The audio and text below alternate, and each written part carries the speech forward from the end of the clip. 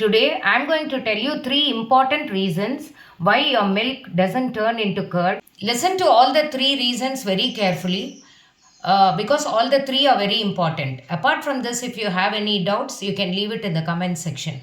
We make sure we answer to all your questions.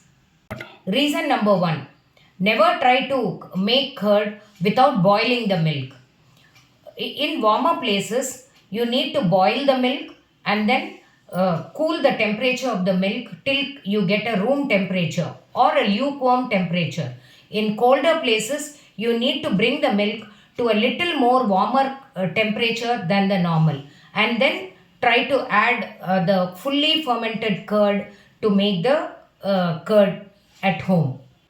Reason number two, after we add little bit of fully fermented curd into the milk in the room temperature, we need to actually store it in a place which is warmer, or a preheated microwave oven, or a casserole closed tightly.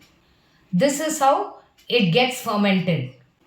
One golden tip to speeden the curdling of the milk or to make curd is try to remove the cap of the dried red chilies, and depending on the quantity of curd you're making, you can add the cap of the dried red chilies on top of the milk in which you have added the curd for curdling, and then insert all the caps on top of the milk.